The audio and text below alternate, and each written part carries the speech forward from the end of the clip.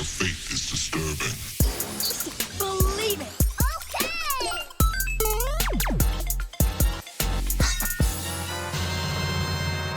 What's going on, Geeks? You're listening to episode 402 of the Geeks Under Grace podcast. My name's Cody Armour. I'm here with Jonathan Nichols. What's up? And this week, we're geeking out about the Switch 2, of video game movies we actually want, and Baylan Skoll, who maybe like 3 of you know who that is, but we're excited, so. Tonight, let's just jump right into it. What games have you been playing? I've been playing Ghost Recon Breakpoint. Okay. Yeah, getting back into that. I played it on the Xbox when it first came out, and I nabbed it on the Steam sale around Christmas. So I've been playing Nice. that. So I have not been playing a lot. So we watched Sonic 3 pretty recently, a few weeks ago, and so I started playing Sonic Frontiers a little bit, just because I had it and was like, we're gonna play some Sonic game, and that game is weird. Like, it doesn't feel like a Sonic game. I don't know. I still don't really know what's going on, and that's probably because I hadn't played it for like a year, and I kind of just jumped back into it. But like, you're just in someone else's virtual world, and you're running around saving your friends, and it feels like it's so empty. Feeling, I guess, because there's not like a lot of NPCs or anything, that you kind of feel like, and they have to give you the space to run. So maybe that's part of it too, is why it feels so empty. But like, it feels like you're kind of in like a sandbox dev like prototype of a game. It doesn't feel like a full game sometimes. I might get a lot of flack for this, but I've never played a Sonic game. At Wait. all. Wait, except for once. It was a one of the 3D ones where you could turn into like the monster. Unleashed. Like you could. Okay, yeah. I think I played that at a furniture store they had like on a Okay. display on a 360. That's so I grew up on Super Mario Bros. 3 really, but I had a Sega Genesis growing up, and so I would play Sonic like 1, 2, and 3, and then they had, I don't know if you like how much you know about the Sonic stuff, but Sega Genesis was cartridges, right? And there was a game called Sonic and Knuckles, and you could pop that cartridge, the top of it open, and put Sonic 2 or Sonic 3 into the top of that cartridge, so you could double stack your cartridges to play as Knuckles in the previous 2 games. It would like That's really DLC cool. the character in. Yeah. That's cool. And then I think Sonic Pinball you could too. I could be wrong on that one. But I like loved those games so much. And then Sonic DX was this Sonic Adventure was the first really like 3D one where you were kind of going all over the place, and there was this really like deep story to it. It was a little convoluted. But Sonic Adventure 2 is one of my favorite games of all time. And that's where you're playing as Sonic and Shadow and all those other ones. I think I talked about that last week. But that's where they introduced Shadow the Hedgehog. And it just takes itself super seriously. So you had no idea. I think I brought this. Did I bring it up in the podcast? So I was like, Sonic kisses a human? No, you didn't. Okay, so there is a game. It's so funny to watch the trajectory, and I would love a documentary on this. So Sonic 1 and 2, like Adventures, real serious game. Like story-wise, they start to get really deep and kind of like, you're like, this is weird for a kid's game. Shadow the Hedgehog, they give Shadow a gun and a motorcycle, and like he starts cursing and stuff, and you're like, what is going on at Sega? And so Sonic 06 happens, and Sonic 06 is a super buggy game. Like rushed out because I think there was an anniversary they were trying to hit, so the game is not finished when it released. And in that, it was made by Sega and then Square Enix, and so the cutscenes are these beautiful cutscenes that break way to this like unfinished gameplay of a game. But in that, Sonic falls in love with a human girl, and he kisses that girl. And then that game does terribly for so many reasons. Yeah. And they were just like, no more serious games ever. And then all of the stories after that were really goofy and silly. And I was like, no, you can find middle ground. He doesn't have to fall in love with, a human. Yeah, You yeah. could still have a great story. Let's see that adapted into live action. Yeah. No, it's I don't want to give too much away, but Shadow the Hedgehog or Sonic 3 kind of follows Sonic Adventure 2's story a little ways. And there's a point where um Shadow is holding Maria's hand and I was like, "Don't you do it." Maria's already like a child. I was like, "Don't. Please don't." No. It's all safe. For those who don't know the game or don't know what I'm talking about, they're more like brother and sister in the game, and they kept to that pretty well. So, That's good. That's good. adopted brother and sister dynamic. Uh, yeah, Sonic gets real weird sometimes. Um, I would love. I've said this so many times on the podcast, but a Sonic Adventure 3.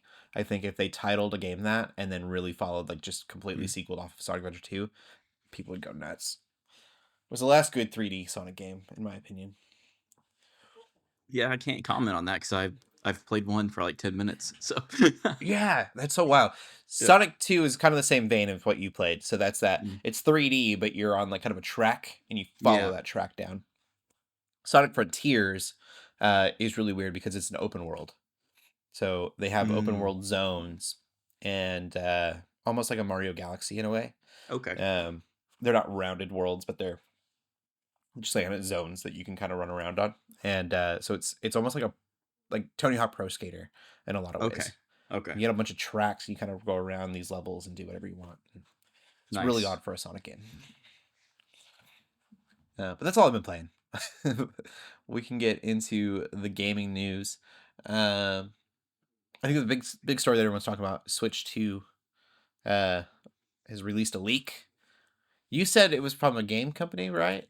Like they make So peripherals. there's been several. So at Okay. CES, this company, I believe you pronounce it Genki, Genki, but they make peripherals. And Okay. they Genki, just maybe? had a Switch model that you could pick up. And yeah, they've got a cease and desist from Nintendo, so it seems like it's real. Allegedly, I'm pretty sure these got taken down. I didn't see them. I just saw the reporting, but like they have posted photos on Twitter with a real Switch 2 model. And I think Which, there's like, another. you have to know that you're gonna get sued at that point. Oh yeah, yeah, yeah. Like, they must Like have decided it was worth the cost of getting their name out there, baby. I just have this image in my head of a Nintendo Mafia showing up. That's just like they're wearing Mario hats and like black Right. suits. Like, literally, they claim that Nintendo sent lawyers to their CES booth. Yep. Yeah, I mean, Yeah. It's like, Mario hats. That's so funny. yep. It's me, Um, your lawyer. yeah. Like, they sue over the dumbest things, and this is not a Yep. dumb thing. So, like, you knew this was coming when you were like, end up like salting the wound with it and be like, oh no, it is real. We have pictures of the real thing. It's Yep. so funny to me. And So that it's a little bit was, bigger. yep. Oh, go ahead. Oh, I was gonna say that was they sent. So after the lawyers came to their booth, that's when they allegedly posted photos. Yeah. So they're like, "Oh, we're in trouble. So let's go full on." Yeah. But How yeah, much so more trouble will we get? They probably ask the lawyers. yeah, Okay, we're here. What happens if we do this? Same it's thing? just Okay, cool. just Mario with a sniper rifle looking at him. Yeah. Mario, um, yeah, Nintendo and Disney, man. yep. Oh yeah. But yeah, so it's a little bit bigger. The Joy Cons are supposed to be magnetic this time around. Mhm. And they the Joy Cons, I believe, it's described as having an optical sensor like a mouse. So supposedly you can use it like a mouse somehow. The mouse thing Um, is really cool to me. yeah. The magnets worry me. I have to see it in play just Hmm. because I feel like I would rage, like, not break them, but snap them off, and Yeah. then my screens hit my lap.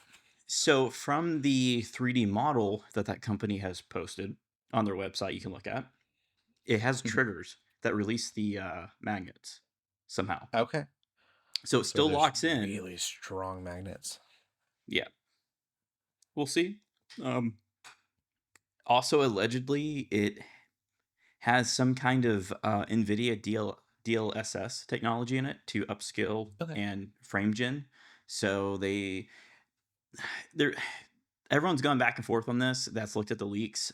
Some people that are smarter than me with computer technology say it'll be about a PS4 Pro in power, and then some Okay. people say it'll be closer to like current consoles like PS5 because of the upscaling.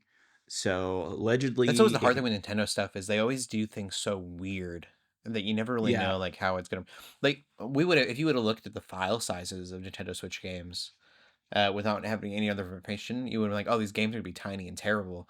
But Mario Odyssey is a pretty big game for I think it was 12 gigs is what it ended up being. It might have been yep. less. I feel like it was 8 gigs in my head right now. It was something tiny for like a full-fledged game. Yeah, I think Nintendo's really good at optimizing. Like I feel like Mm-hmm. their development cycles are really long, but half of it is spent on optimization. Yeah. I mean, they kind of have to now with like, having such a small console, making that work as best it can. I am trying to look up. Super Mario Odyssey requires approximately 6.2 gigabytes of free space on your Nintendo Switch console. That's crazy. Breath of the Yeah, Wild is 14.4 gigabytes. that's wild. Like that seems impossible. Tears of the Kingdom is 18.2. That's insane. For scale, let's just do a game that's way older. Skyrim, gig size. Oh, it's DLC. The 2011 base game says around 4 gigabytes. I'm surprised. Okay, That seems a little small. small. Yeah. PC game size. I feel like I should go to like Steam and just get it from them.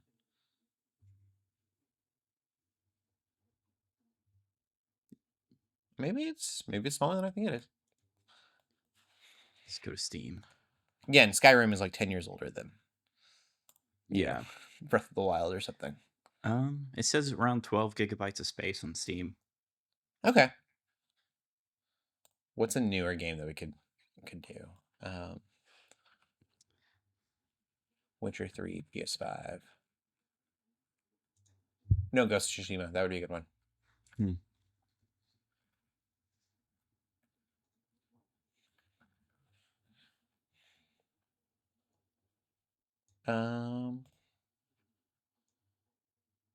I cannot find a quick. On Steam, it says Ghost of Tsushima is 75 gigabytes. Okay, yeah, Yeah. it seems more realistic. Uh, And I wouldn't say that Ghost of Tsushima is that much more advanced than Tears of the Kingdom. it's definitely an optimization problem. Mm-hmm.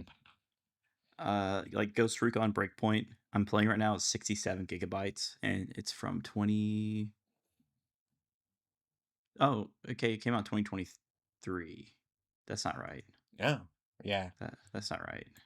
It's older than that.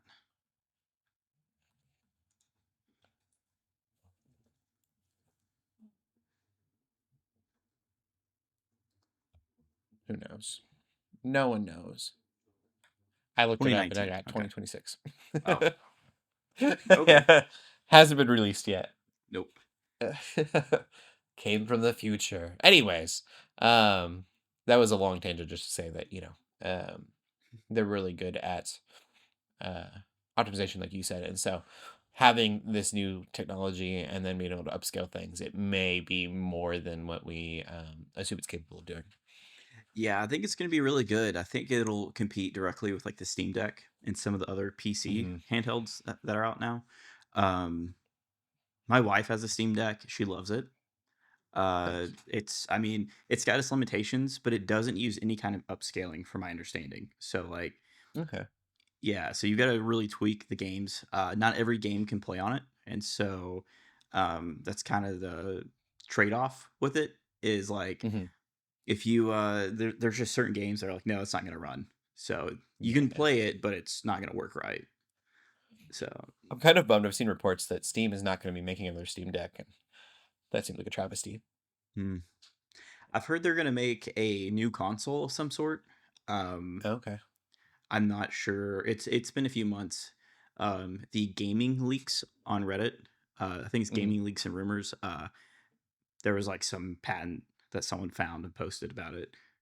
But they've also been sitting on a new Valve Index headset for like 4 years. That's the patents have been Yeah. out, and yeah, so I'm surprised like a Steam box. Was it called a Steam box? I knew they tried like a console thing before. I think Uh, so. but it never really did take off. And like that would make sense. Kind of a budget friendly gaming only PC is what it would be. Hmm. Mostly. But yeah, I'm surprised we don't have more of that happening. Atari's got a handheld coming out. They do. Yeah. Yep. I don't know anything about it besides that, but it's happening. Uh, Yep. we can keep going in the news though. We've got uh I'm really excited about this. I didn't know about this till today. You brought this to my attention. Blood of the Dawnwalker, which is an ex Witcher Dev Studios game. Um so kind of it reminds me of like this will make sense in a second, but Fallout had oh, what is that game called? Outer Worlds? Hmm. And it ended up being like a more like the original spirit of the game than the actual developers versions of things. And so this is like The Witcher, down to the costuming a little bit. Yep. I'm. Um, Go ahead. I was gonna say I'm trying to find the name of the dev studio. It's like something Bad Wolf or Red Wolf or something like that. Like they get a pretty cool studio name. But yeah, so it's like the very much like The Witcher. And it's vampires. So instead of playing as a Witcher, you play as a guy who has been recently converted into a dawnwalker. So that's their term for rebel wolves. Sorry, side Rebel note, just Wolves, saw it. yeah. But basically, that's their version of a vampire is a dawnwalker, and he gets converted and he's fighting against them. So basically, it's like they come in. Uh, Not too much spoilers from the trailer, but basically they're the bad guys, and they come in and try to take over town. And so he's like trying to save them. It's a very dumbed That's down so cool. version, so I don't spoil too much, but it looks Yeah, great. yeah. I'm all about that. That sounds great. Also makes me a little worried for Witcher 4. I was excited for Witcher Mm. 4. So I hope that it keeps the spirit of Witcher 3 in that game as well. I didn't know so many developers had left and made their own thing. So I read that actually, I think today, one of the lead developers on The Witcher 4, he was talking about how the entire story team from all the way from Witcher 1 to Witcher 3 is working on Witcher 4. So like very few Oh, cool. people have left that have worked on the past games. Okay. So That makes me feel better. Yeah, that seems cool. We don't have a release date for it, right? We just have a trailer. no. Full gameplay reveal coming summer 2025. Cool. I love that we get trailers for trailers Yeah, I know. now.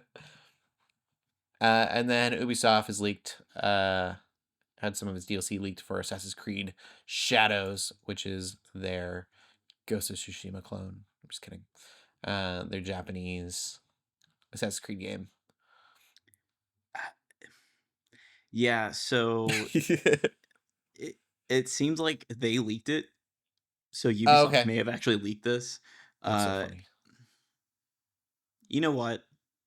Maybe they deserve to be bought out. I know, right? They're having Yeah. some troubles right now, and they're on the brink of Yeah. being bought out. So, Did you uh, see Domino's ad? Social media yes, post. For those who don't know, Domino's Pizza Place uh just took a screenshot of of Assassin's Creed Shadows being delayed and then said if you want something delivered on time, call us. I was just like, dang, that's so funny. yeah. I mean, Ubisoft has kind of gone downhill for a while. Yeah. I still find enjoyment in their newer stuff. It's just not the Hmm. same. There's a lot of soul missing in it, and Yeah. when I first saw Assassin's Creed Shadows, like the original teaser when they announced like all these games they had in development, I'm like, oh, this looks sick. And after the initial gameplay reveal, I was pretty disappointed. I think after Ghost of Tsushima, because it set the bar so high. Then when you Hmm. get to like what they were showing, it looked just I don't know soulless in comparison. And it seems like they got scared. Um, I can't remember which game it was that failed so hard.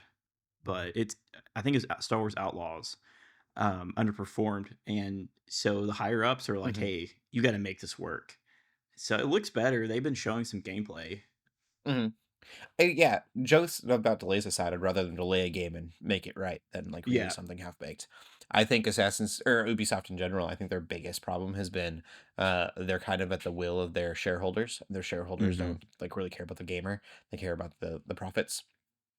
And so, like you said, it's really been soulless for so long, really since like Assassin's Creed Odyssey. I feel like.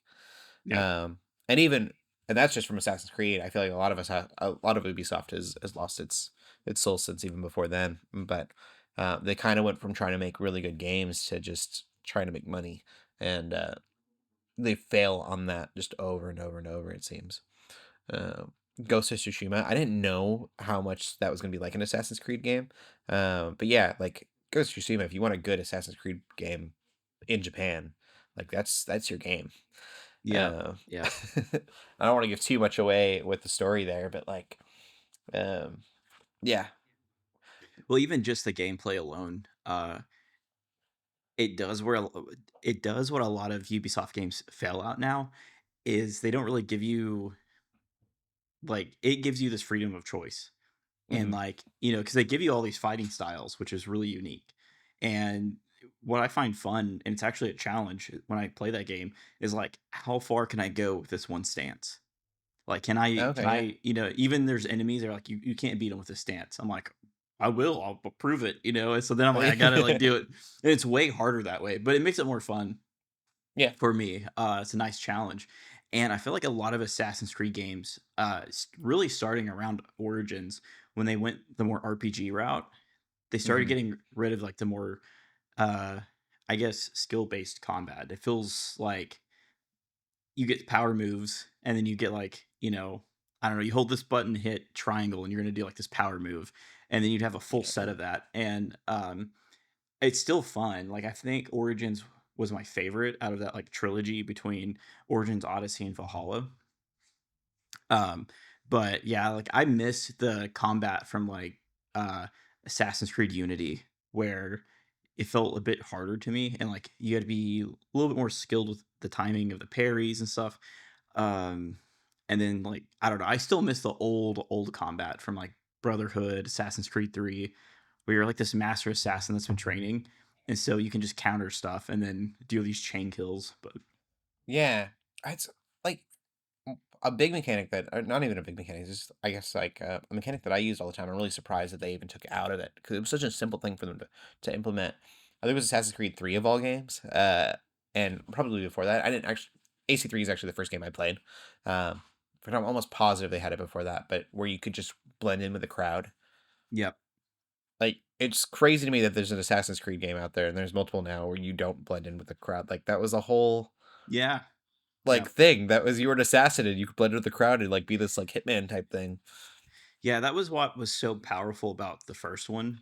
Uh, is it had the social stealth like that, where it takes place in like Jerusalem and Hmm. Israel and like Damascus and stuff, and like so you're in the Middle East and there's these Christian monks that wear hoods. They're always praying, and you could just walk in between them, and he would put his head down and put his hands together like he's praying, and the guards would lose you because there'd be like 30 of them, and Yeah. you could sit on a bench next to some random guy who's like reading a paper, or he's like eating something, and you can just sit down next to him and like you'll pretend like you're talking to him, and the Hmm. guards would run past you. And then I think up until technically Unity had that, but like at that point you stand out so much from the crowd.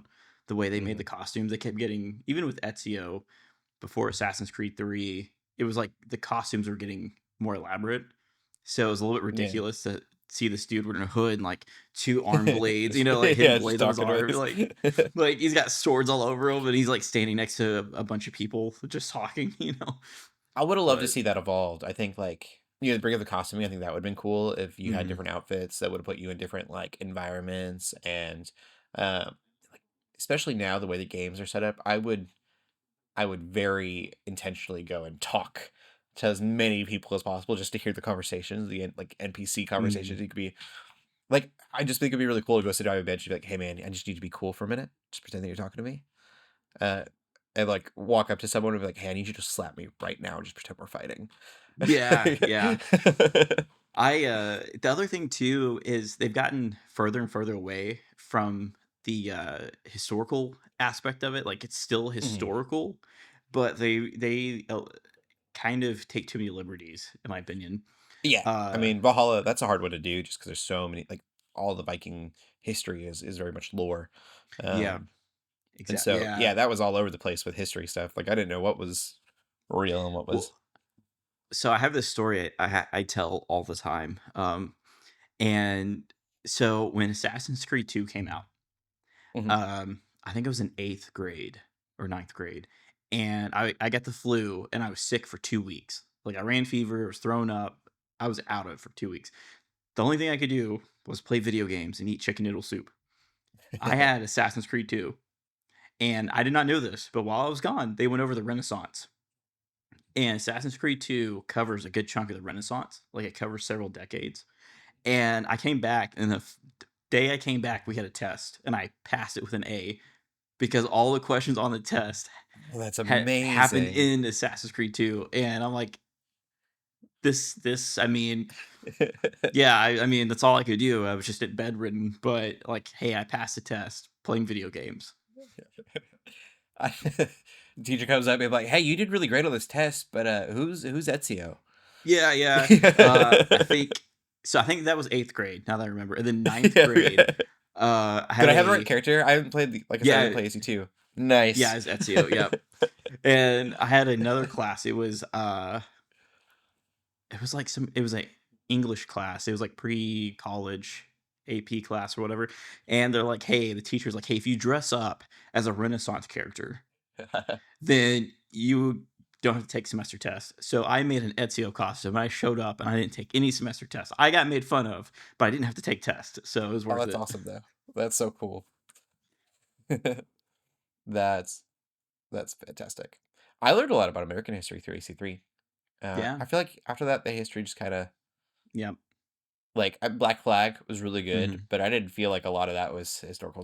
There was a lot of liberties of Black Flag. Yeah. Yeah. It was more like, here, you know this name. This name is helping you now, and I was like, okay, that's Yeah. fun. I feel like Unity felt more realistic in a lot of aspects, and it felt like it was evolving the series. Um, but the story was the same way. It was like, here's this historical event. It's just a background, and there are people that are really important in history floating around that might be a side quest, but like it didn't feel as important or as big of a Yeah, part of the story. Like Ezio had Leonardo da Vinci, like you were testing his inventions for him, and so that's like cool. he was like, "Hey, here's this wing suit thing. Like I don't know if it works. You might die, but I'll pay you to test it." And Ezio's like, "Okay." Yeah. You know, it's, Being an assassin doesn't pay well. yeah, exactly. That's that's it for the gaming news. We get into the movies. I did not see any movies. Did you? You didn't watch any movies, No, haven't but watched you anything. did some. It says film production in your notes. Did you produce some movie stuff? Oh, yeah, so, I'll let you. Yeah, we'll put it in there. yeah, uh, so those of you who might not know me well, I think last podcast I briefly mentioned it. So my wife and I, we actually own a film production company. Mhm. Super cool. Um, we're independent filmmakers. We just produced our first feature this year, or well, last year. I forget it's 2025. But yeah, there's just my notes are mainly about there's some really cool tools, editing tools and AI stuff coming out. So we're working on a dark fantasy film right now. It's we're trying to get funding for it. We just a little backstory. We failed our first round of funding. It was through a grant. They gave us some really great feedback. Second round is opening up, so we're back to working on what they want for the pitch. And one of the things is like, hey, how are you going to use this budget? Because this is a cool idea, but it's kind of sounds expensive. And the thing is like AI, some of the tools that just came out, it's going to basically allow us to do this for a fraction of the cost. And so one of the tools, um, it's actually free. It's open source. My someone I know just sent it to me, and I just downloaded it. But it's called Trellis, I believe. And then there's another one I gotta find. But so basically, what it does is you can take a still from like a say you're filming the scene. You're like, I need a dragon in the background. You can just draw a dragon and then type dragon, and it'll make it. Oh, I think I seen something about this. Yeah. And or if you're like, I need a castle, you can make a castle, and then you can go into like DaVinci Resolve, and which is a free software for editing, and they have a really good VFX suite inside of it. And you can basically go in and track your footage and then add this in the background. So you can do set extensions essentially for free if you have no skill in doing that. And it's hard. Like I do Blender and do 3D modeling and VFX, and it takes me a month to 2 months sometimes on stuff. And so that's really cool. There's another editing asset it's kind of been out, but they're still working on it. But even with DaVinci, they have a auto editing tool, so it's text to edit. And so basically, like this podcast, um, in theory, I could go in and let's say it's a video, I can cut all of our mess ups out of it through text, so it transcribes it. Oh, And cool. so, saying that, the reason why I brought it up in the movies is this is really cool time to be a filmmaker and an independent filmmaker. So, like, if you're wanting to get into it but don't really know where to start and stuff seems expensive, it's getting free and it's really cheap right now, or it's about to be. Yeah, it's awesome. Well, even like what we do the podcast on, we've done for years is Audacity, and that's a free, and that's voice. But yeah, a lot of free stuff for content creators out there in general. Yeah, and I think it's really cool that this stuff is becoming so cheap and free because as believers in Christ, I think it's really important to have more people that are believers in the arts. And it's for years to get into film production, it was really hard. I mean, there's multiple paths to get into it. A lot of people go out to LA, they go to film school, and then they direct music videos or they direct indie films until they get an agent, and then they might direct bigger films, but mostly they stay in indie films. And there's not a lot of money in that unless you get noticed and then it blows up. And then either that or you write a really good script, get an agent, and then you might direct a film, which is how I believe David Sandsberg, I think it's how you pronounce his name, the director of Shazam, the DC movie. That's how he got started. He wrote a horror film. I mean, that's basically it. Like you get an agent and you make no money because you have an agent for the first few years, and now it's like Tubi, the streaming service. You can upload stuff for free and make money off of it. That's So cool. I didn't know I that. actually have one of my friends is doing a horror series. Horror is not really my thing, but he really enjoys it. He's a believer, but he just enjoys horror, and he's like, it doesn't bother me. And so he's doing a series on Tubi, and we've met people in the past year that have stuff on Tubi, and they make up to $10,000 a month from their stuff streaming. So it's really impressive. But yeah, I mean, it's a great time to get into the arts and to get into film production. Very cool. Sweet. Well, we'll get into the movie news then. Lots of video game news. Lots of video game movie news. Sony had was it at CES? I don't remember what it said. I think Sony so. had like a event recently, and so they announced a whole bunch of stuff. One of them me and TV we'll get into, but there was an Until Dawn movie. It's gonna have totally different characters and storyline. I don't know anything about Until Dawn. It's a horror game, and that's not my gig. But not that like I've played horror games. I love Last of Us, and if you want to call that a horror game, it's more of a suspense action. And then trying to think of what else I've played that I've been okay with. It's more that I like flail when I'm frightened, and so it's not safe. Senua. I need to play Senua. Senua's Sacrifice, top tier game. The sequel came out in like May, and I haven't played it yet. Have you ever heard of that game? I have. I've never played them. First one, it is scary. I mean, it's definitely a horror game, but like gives you such a cool perspective on mental illnesses. Uh, anyways, tangent. It's really cool. So Until Dawn is getting a movie. Helldivers 2. I don't know if that was actually announced at Sony. Now I'm saying it out loud, but they are getting a movie, and they said that they're not going to have the final say, and they don't want the final say because they don't make movies, and that makes total sense to me. Yeah. Yeah. Makes sense. As long as Helldivers is just comedic, like in my mind, it's got to be kind of like a like Suicide Squad in space. Yep. Like just give me like a whole bunch of A-list characters and just let them all get killed off in the dumbest Yeah. ways. I think that's perfect. And then going back to Sony for sure is Horizon Zero Dawn, which is one of my all-time favorite games. Getting a origin story. So it will be Zero Dawn's storyline. And I think that's Nice. really funny because in Until Dawn, they were talking about how to make that movie successful would be to like really respect the source material, but do your own thing. And then in that same presentation, they're like, Horizon Zero Dawn is going to be literally just a a retelling. Nice. But Horizon's one of those that I think like a lot of people didn't play that game, and that movie could do really well because the story itself is good. Yeah. There's some people that it doesn't resonate with. I get, robot dinosaurs is a little I think cheesy. it's cool. I love it, and I love the Yeah. story behind it and the reasoning that they have everything. The only thing that's really weird in Zero Dawn, and you get a little bit more of it in Forbidden West, is like all the animals are dead.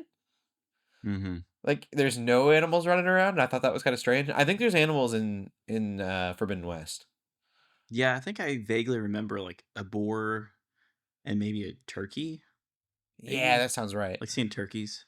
I don't And know. there's sea creatures for sure Yep. Yeah. in Forbidden West. But in Zero Dawn, I don't think there's anything. I think it's just they're all robot dinosaurs. And I'm like, what happened to the animals? Hmm. Like, you didn't think any of those would be useful? I think, I don't know. There's so much they could do with that. They really play with that like idea. If they had this is kind of spoilery. I try to keep vague. But if you had some kind of animal that was hurting, like a robot that was hurting a bunch of like real animals, that'd be a really neat way to do that. That'd be really It cool. would be on brand for what they're doing. Yeah. Do you have anything to add to those games? Kind of like No. I quick fired mean, them. I could see the Helldivers being like a Starship Troopers, but more funny. Yeah, You know, that's a good one. Yeah. I think Horizon Zero Dawn would be really cool. I do see it really bringing more people to the game, especially since didn't they just do a remaster of the first one for PS5 Pro? Yeah. Yeah. So yeah, I can see them like going, "Hey, here's a trailer for the game in front of the movie," you know, like little tease. Yeah, we were talking about this before the podcast, but both games got terrible release dates. Horizon Zero Dawn released with Breath of the Wild. So everyone went to Breath of the Wild, and then the second one came out with Elden Ring. It was either Elden Ring or it was the Elden Ring DLC. I think it was Elden Ring. Yeah, I think it was Elden Ring. And it was like, yeah, you're not gonna win. Like, what are you doing? But it's a great game. The people that are in charge of release dates just didn't like the game very much, I guess. Yeah. Or just really thought they were gonna beat Legend of Zelda. Yeah. I think sometimes people underestimate the power of Nintendo. Yeah, Like, yeah. it really like Nintendo's a funny thing because like they're creative, I guess, but they almost never do what the fans want. Yeah. And we keep coming back, and like I don't know what it is, but they've got us just figured out. I feel like their attitude is like, you don't know what you want, but we know what you want. And you're Yeah, gonna like it. Whether you think you like it or not, you're gonna like it. we're like, no, we don't, and like it's Zelda, and we're like, oh, fine, okay. The theme song plays a little bit, you know, it's like, here I am. Yeah. Hey, I always get emotional for some reason with the Legend of Zelda theme song. Like something about it. Yeah, Like I don't okay. know why it just resonates with me, and so Zelda's got a special place in my heart. It is my ringtone. My phone is never on ring, but it is the one of their anniversaries they had a symphony play Mm, their music. And so it's that's like theme theme on strings and it's beautiful and yeah, I love it. Now it's playing in my it's head. great. Zelda's got great music. Uh Give me that movie. uh and then lastly, we don't need to dwell on this too long with the Flash director, uh Andy M. Muschietti? Muschietti? Muschietti? The guy that made the Flash movie says that it's our fault it didn't do well. Definitely not his. He did nothing wrong. He made an amazing movie. It failed because a lot of people just don't care about the Flash as a character. Even though I agree with you, like the CW Flash show was probably one of the best like superhero TV shows out there Y- when it Yeah, came it's out. like it's one of the biggest shows of all time for superheroes, and went on for far too long, in my opinion. So long, yeah. And it's like, yeah, no one cares about the Flash. It's just, it's not my fault or the studio's fault. It's the people's fault. Yeah. The reshoots, like you said, or like, the Sharknado style CGI is what got me. Yep. So that CGI Yep. so bad. There is a moment where Batman, spoilers, Batman's in the Flash movie for some reason, and he is um, holding on to a cable, and the cable is like attached to a car or something. He's being dragged, and the cable clips through a light post. Um, it's hilarious. Yeah. So Technically, what's multiple Batmans. Now that I say that, I forget. yeah, what's mildly amusing, maybe ironic, but also concerning, is he's also tied to the DCU Batman movie as the director. So, yeah, DCU. Oh, is he? Okay. yeah. And so it kind of partially seemed like maybe the Batman in The Flash is also was maybe his audition to direct that. Okay. And so arguably that may be why it's the coolest parts of the film. I didn't know. Are you So, saying the Batman is in like the Brave and the Bold, I think is what they were gonna call it? yep. James Gunn's Batman movie? Yep, so he's the director. That's a choice. But I don't think they have a script yet. Like from what Right. James Gunn has said, they've had ideas, but they haven't nailed it down, and he won't greenlight it until it's He has a perfect. script. Yeah. So the Something really script cool has to, too. yeah. I don't know if you caught this. We talked a little bit last week about Patterson's Batman being part Mhm. of that universe. And over the last week, like that's been in the news quite a bit of that becoming more and more of a possibility. Yeah, they've been trying to play it off. I think game James Gunn got on Twitter Sunday and was like, well, not really, but Yeah. they always say that. And Matt Reeves, he was like, it has to make sense, but Yeah. I really like the way that you put it. Of like, if they're really going to this Elseworlds thing, they could have Patterson be a different Batman. He could be Hmm. in James Gunn's Batman as a different Batman, from a different universe, and let Reeves' crime saga be its own thing. I think it's a really cool idea. Yeah. If not that Batman, Patterson, I love you, but they need to at least bring the Penguin over because it is the perfect Penguin for any universe. Hmm. Um, I can't. What's I the think actor's name? Colin Farrell. Colin Colin Farrell. Farrell's amazing Penguin. I think they should bring Danny DeVito back as the Oh Penguin. yeah, there you. That would be more James Gunn style, I feel like, but Oh yeah, for sure. I just want to see that dark grittiness, um, like contrast against his Superman. I think it would be Hmm. perfect. I want an overly dark Batman and an overjoyed, happy Superman getting Yeah, along. It's just perfect. Uh, but Flash, I care about Flash too. I want a good Flash. I do too. Yeah. I just not Ezra Miller. Yeah. I I don't it's really hard, I think, with the Flash because, like, the stories we know all know about the Flash are kind of the Flashpoint Paradox stuff, really get Hmm. into the time travel things, and so I think it would be really hard to make a Flash without messing with the universe. The multiverse stuff, I think, is, like, kind of what gets people excited about the Flash. Um, but I would be excited for James Gunn's version of Flashpoint Paradox. I think get some Elseworld stuff going on, and then just let that all kind of seep into a paradox thing would be cool. Yeah, yeah. I think the problem is with Flash is that's what people know him from is like all the Yeah. time travel. But I mean, he's a pretty complex character. I mean, you get Barry Allen, you get Wally West, and then just blanked. I can think of his face, the one that wears the metal hat, like a World War I helmet. I can't Oh think of yeah. I can't remember off the oh top I of my can, head either. but anyway, um you got him, and so you get this like character that has this intertwining theme of like the Speed Force that's living, and it connects them, and then I don't know. I feel like there's so many stories that you could do with that, and so Hmm. many things you could pull from the comics. And honestly, I haven't read Flash comics in a few years. Um, I'm a bad comic nerd. I mainly read Batman now, but um, there's just a lot you could pull from. He's got a good rogues gallery too. I mean, the show did a great job Yeah. showing off all of his rogues gallery. Yeah, I think it would be really hard. I don't think it's impossible for them to make a Flash movie that doesn't do with time travel and stuff. I think especially if you kind of tease it at the end.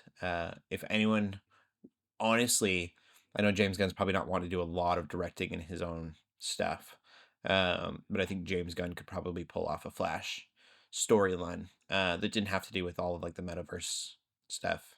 Best multiverse stuff, the best. Um, Hmm. you gotta really care about the character. Gunn is just really good at that. Yeah, I agree. Jay Garrick. Sorry, I had to look it up Jay Garrick, because yeah, I yeah, that's I it. knew it was Jay something. Jay Garrick. Yep. Sorry. Barry Allen and then Wally West. I've heard rumors that Wally West is who will get um, as our Flash for James Gunn's. I thought that was interesting. I can see that. I feel like he's a big fan of the Justice League Unlimited Mm-hmm. and Justice League cartoon, and I'm pretty sure that's who was the Flash in that show was Wally Yep, that West. sounds right. Yeah, I'd be down. Kind of get away from the Barry Allen storyline and Mhm. uh, yeah, still be. I feel like so many people in it too. Like if we know anything about these comic book characters who didn't read comic books, it was through the Justice League and Justice League Unlimited. I Young agree. Justice, Young Justice was great. Yeah. I've heard rumors of Teen Titans. The Teen Titans would be the original, like not original, but the animated Teen Titans team. And I'm Mm. like, that's Oh, perfect. actually, there was some news about that. Was there? Okay. I'm glad you mentioned that. Yeah. I don't think it's anything super crazy, but it was mentioned recently that they're trying to start production, but I believe it's held up because um they don't have a Batman yet, and so they have to Okay. have like because the Brave and the Bold takes place later in Batman's career. It's gonna Hmm. feature Damian Wayne, so there's Yeah. several Robins. I think they said it'll be three. There's so many Robins. But I think Dick Grayson, Jason Todd, and Tim Drake are what they're going with. Okay. Yeah. Yeah. And there's like Stephanie Brown, some others that popped in here and there, but I'm pretty sure that's the main three they're going with. And I believe Dick Grayson is who's going to be in the Teen Titans. That would make Um, sense. That's who it is in the cartoon. but for Damian Wayne to work, he would be Nightwing. So I think this might be like a setup. I'm not sure. They go back and forth on it. Well, I could see. So they would do like a Teen Titans, and then like Teen Titans could set up Brave and the Bold. Although Brave and the Bold's Mhm. coming out first, right? Um, but he could I be think it depends. Robin in Teen Titans, and then like have a time jump, and it'd be him be Nightwing. Yeah, actually, James Gunn doesn't really like. He's talked about canon and timelines. He's like, they're all connected, but what's canon? You know, Yeah, he's like, I don't really yeah. care. He's like, yeah, and I think what I could see happening is because his other thing is he's like, if the script's good, whatever comes out for like whatever the release dates are is based on the script. So if it's really good and it's ready to go, we'll greenlight Mhm. it. Yeah. And so if Teen Titans they have a script and they're ready to go, then it'll get greenlit. Yeah. Um, I don't see Batman coming out for a while. I know the Batman just got pushed to like 2027, I think, for Mhm. release date. Which And is if it so long, but I get it.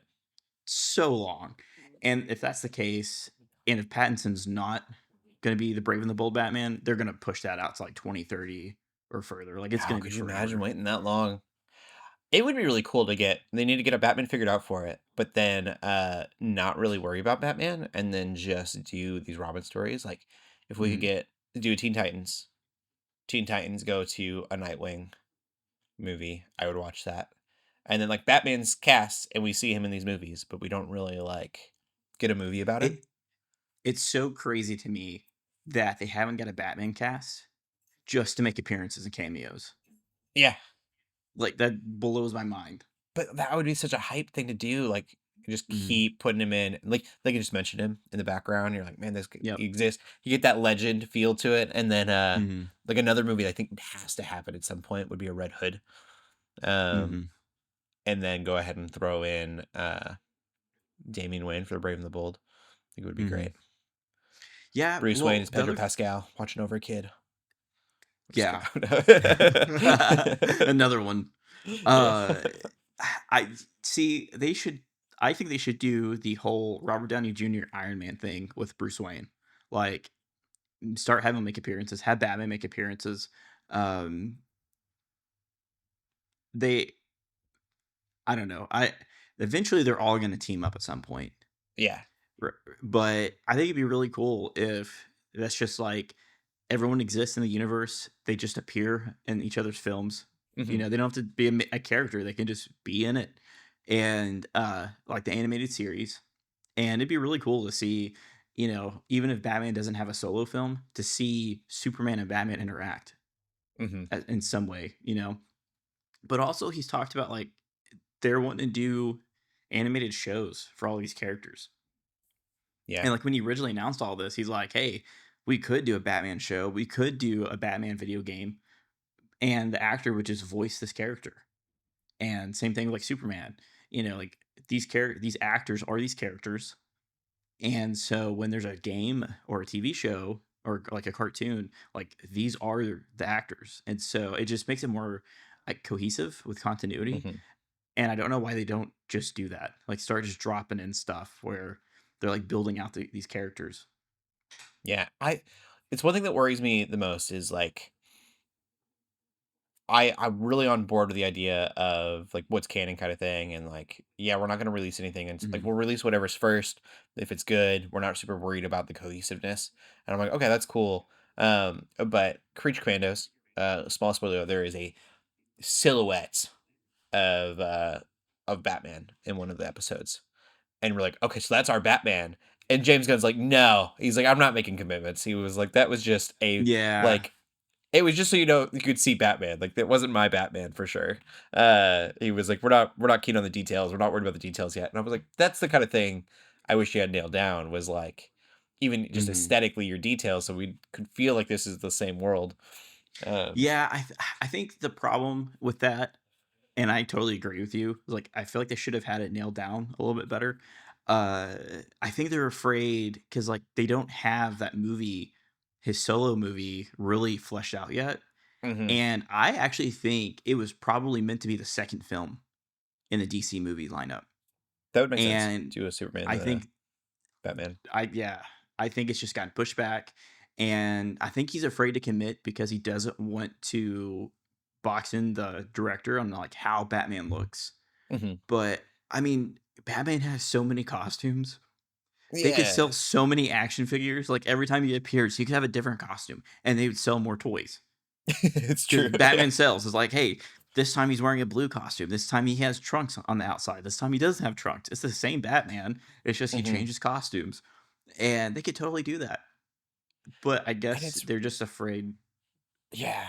I'm just thinking like I look at Marvel movies, and as cool as Infinity War and stuff is, I'm way more excited about like the newspaper with the Hulk on it in the background than I am Yeah. the Yeah. actual. So they could do so much with like fleshing out those kind of details and just, like I would love people would be so mad about it, but just like someone talking about how scary Batman is. Mhm. And not even calling him Batman, be like, oh yeah, there's a vigilante in Gotham that's just like going crazy right now. And then Mhm.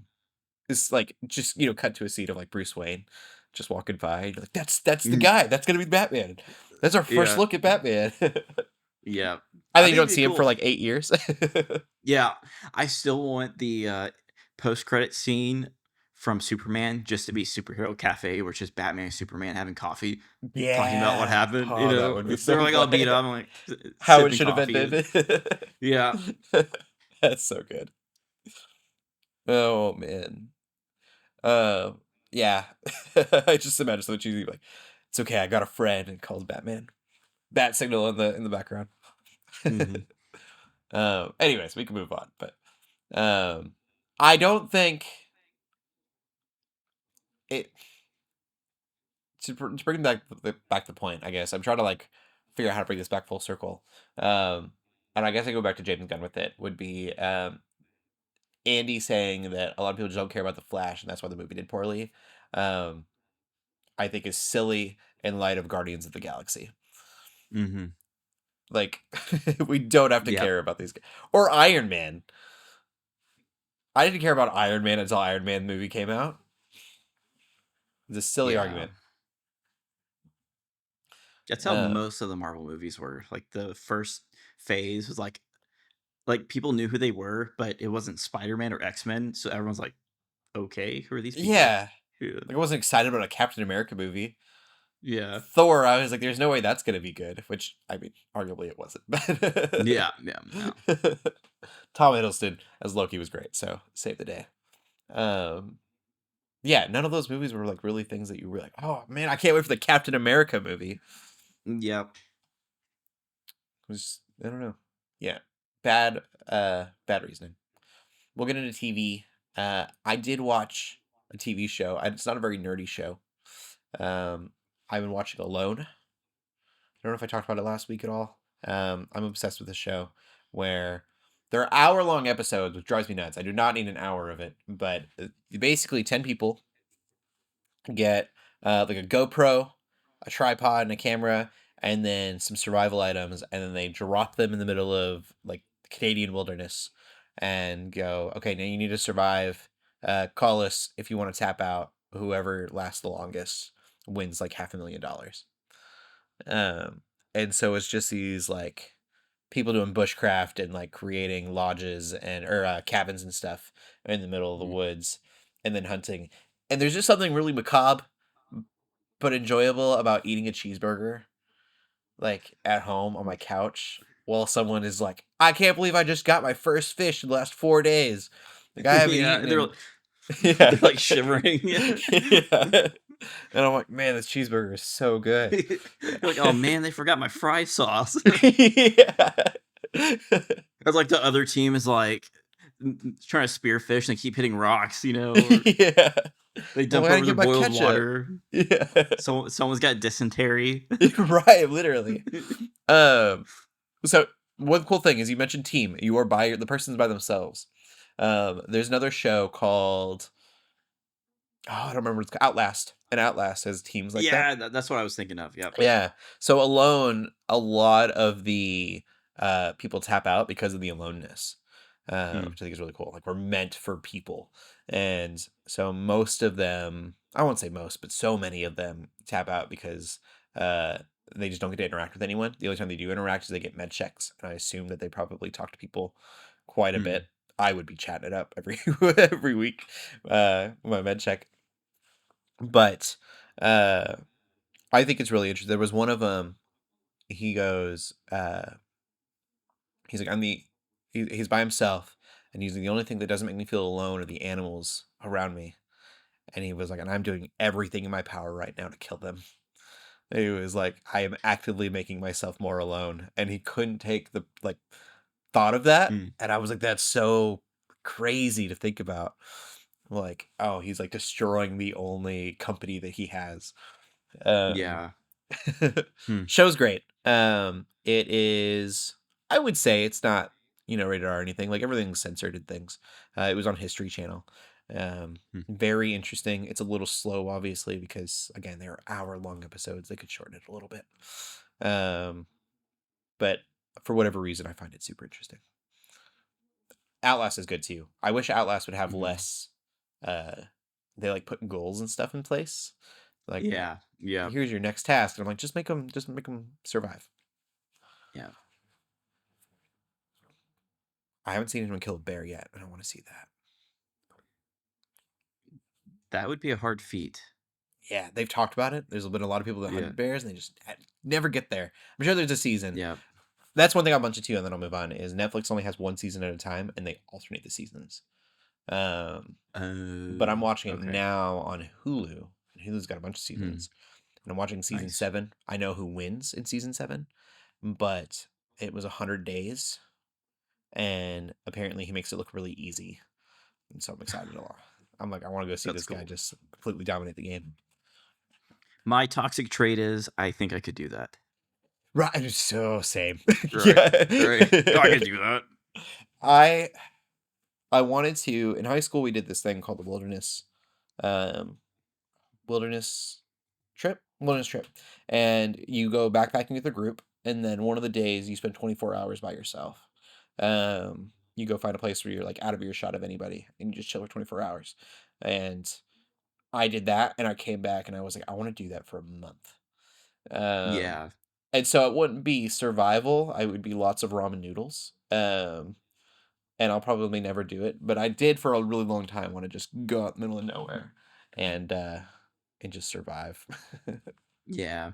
That's I've always I've grown up like camping, hunting, and me and my dad have always been into that kind of stuff, but I feel like 24 hours in, I'd be like,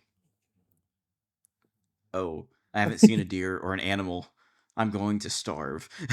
Yeah, the hunting stuff would be hard for me. I'm Yeah. definitely never hunted in my life. And, but give me some ramen packs and some summer sausage, and I got this.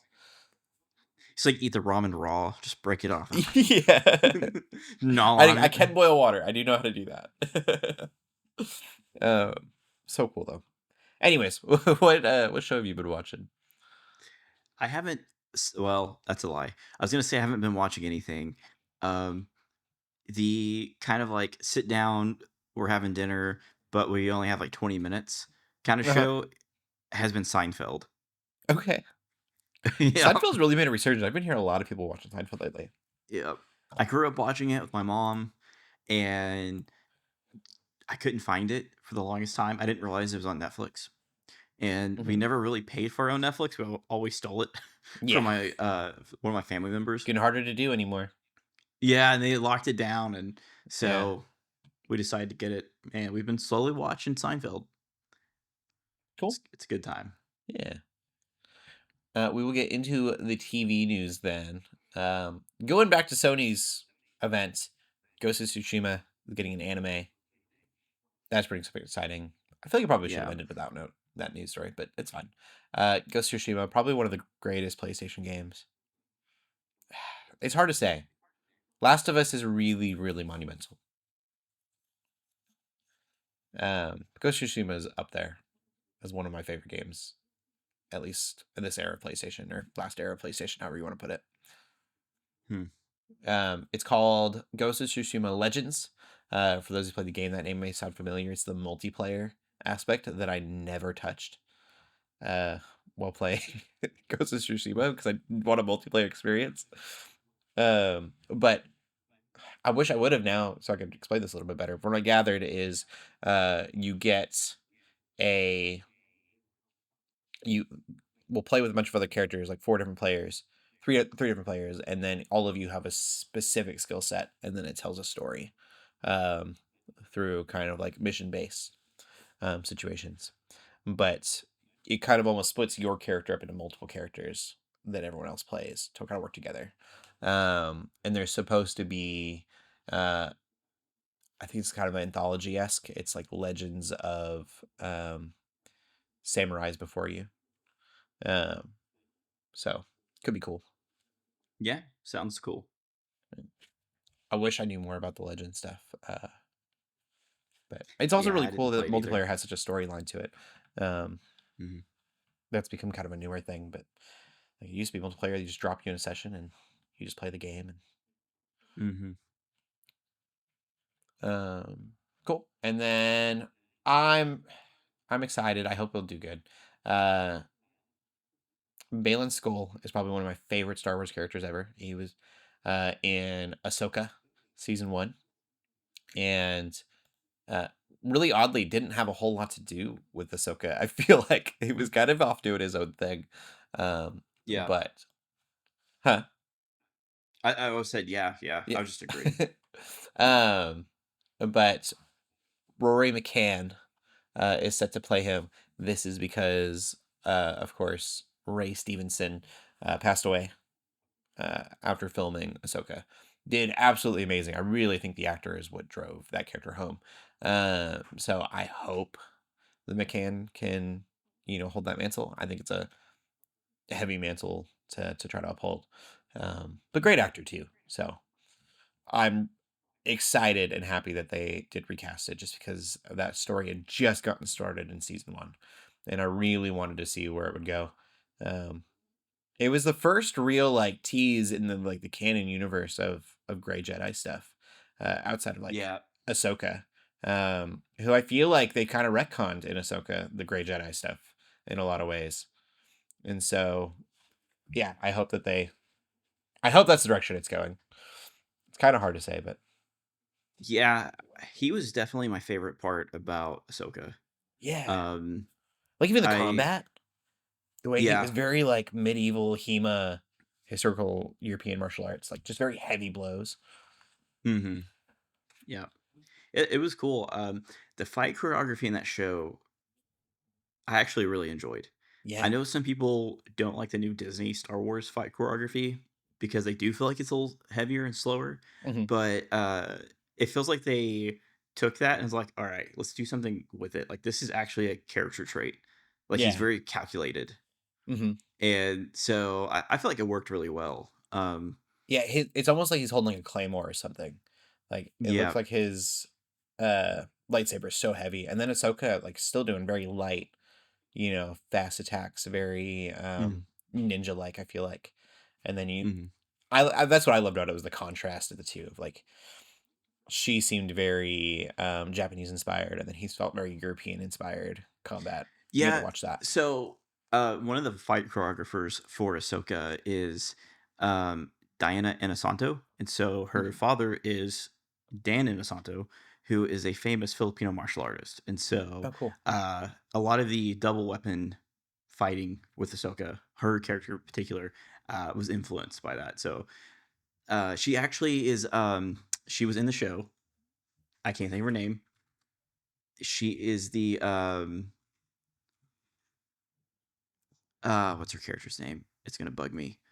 She was one of the Night Sisters. Oh, Morgan, uh, Elsbeth, okay. Elsbeth, yeah. Um, but she was the one that like they fight at the end of the show. Hmm.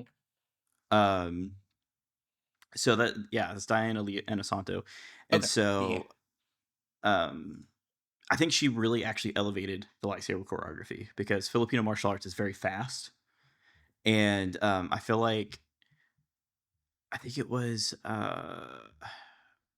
what show was it?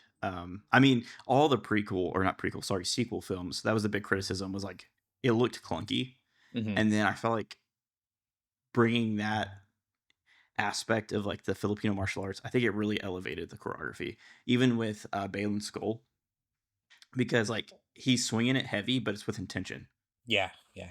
He's not. I think the problem with the sequel trilogy was the fact that they were actually swinging it because it was heavy. Like it wasn't with intention. It was like it's just really heavy, you know. And I mean, they're the type of prop lightsabers they're using See, I've heard about that has. too. Is that they changed the props since the sequel series in the Yeah, game? because actually they basically took like the fandom made these LED sabers with polycarbonate blades, Okay. and they're like, hey, this is a great idea because it actually illuminates. And so they took that technology and they've refined it since the sequel trilogy. So the sequel trilogy like had this big controller box in it, and they were they're using a radio and a controller Hmm. to dictate like the flashes when they would clash and Okay, stuff. And I think it's a lot simpler now. So they're way lighter and it's more in makes line with sense. like what the fan base has been making for 20 years. Yeah, So that's yeah. awesome. Yeah, choreography is great. I think we saw big spoilers, but it's so old anymore. Ahsoka, we got that kind of dynamic in a little bit teased in Mandalorian. You get like kind Mm, of like if there was like an old west versus ninja like stuff going on in the yeah. choreography. Yeah. Definitely reminded me of like old Japanese films. Um, so I just yeah, I Ahsoka's choreography is probably some of the best in the show. I'm not thinking about it. Mm. So good. Cool. Um, hopefully he does great. Hopefully they continue that story well and do uh, Ray Stevenson justice. But I think they will. Yeah, I think so too. I don't think they would have kept going if they didn't think they could, at least. But that is it for our news. You geeking out about anything else this week? No, I don't think so. I'm going to mention one thing. It's so dumb, but I'm excited about it. I have started a perpetual stew. I do not advise that you make a perpetual stew. Um, if I die in 2 weeks, you know why? Perpetual stew is a soup that you make and then you keep it on heat so it is cooking at all times, and then you keep it cooking for multiple days. And we're gonna try multiple months. Um, Sounds dangerous, but I like it. yeah, I'm really excited about it. I'm already learning lots. So one thing that's happening is it's getting super bitter. There's like it's 4 days old right now. Celery is a don't, and I put celery in it. I didn't know. I did my starting one was beef stew meat, carrot, celery, onion, garlic, and then potatoes, and it was really good for the first couple days, and then started to kind of bitter out. And then I added some tomatoes, mushrooms, portobello mushrooms, and some lamb now. And all of those fresh ingredients are tasting really good. But the broth itself, although still good and edible, is getting really kind of bitter. And part of that is the ingredients that you use, but also when you're cooking something that long, it condenses, right? And so you're like creating kind of a concentrate, and if you've ever had a Hmm. concentrate of anything, concentrate is bitter. And so what I've been told, if I want to keep doing this realistically, is what I'll probably do is first of all, clean it every week. Clean your pan if you're going to do this. Do some research. Don't just do this because I said so. Like, I don't want it to hurt anybody. It's probably not good for you. Um, and then so clean your pan once a week, and then I'm using a crock pot, and I just have it on low, not warm, low. Very important. Warm is not enough to keep the bacteria out for multiple days. Um, but take most of it out and only put like a cup of it back in, and then start a new stew. Okay. Using just like a cup of it to like kind of kickstart the broth. That way the concentrate kind of is lessened out. And you don't Okay. have, a carrot that's been cooking for 6 or 7 days. Hmm. Because I do start to get a little dark and bitter, burnt tasting after a while. It feels very medieval. Yes, yeah. So it is like an ancient thing. They used to call it hunter's stew, and Cool. it would literally be at like hunting lodges and things. They would keep the stew going so that they wouldn't have to worry about it going bad. And there were enough people in and out to eat it that they could just keep adding water and ingredients to it. This is a great segue because you asked me what else I was geeking out about, Hmm. and I forgot Kingdom Come Deliverance 2. That is a thing that a mechanic in the first game, at the lodges, they have a hunter stew just Oh, consistently going. well, Yeah. there you go. Yeah. Yep. So that's coming out February 4th, I believe. Okay, cool. So that's a funny Yeah. segue. And yeah, again, maybe, don't do it at home. Do your research. I didn't suggest that you do this. But yeah, Jonathan, if you ever want to come try my Yeah, I'll come over, try your stew. some 3-week stews. If I don't show up on episode, you know why. Yeah. I will say this. We could move. We get on the podcast. I ate some today, and this is day 4, and I definitely like ate it and then kind of waited for a minute and was like, "Am I gonna be okay?" Like, it's an odd thing to do. Um, and I do worry that maybe we're not running through it, as fast as a hunter stew Yeah, probably should be ran through. But it doesn't taste bad yet, and it's been going. So, nice. but we'll end the podcast there. That's what I'm geeking out about. All right. Hopefully, I don't hurt anyone with that information. Uh, where can they find you at? You can find me on Instagram, Facebook, and YouTube under Different Lens Media. And you can find me on Instagram at Cody Armour. Keep gaming, keep praying, and God bless.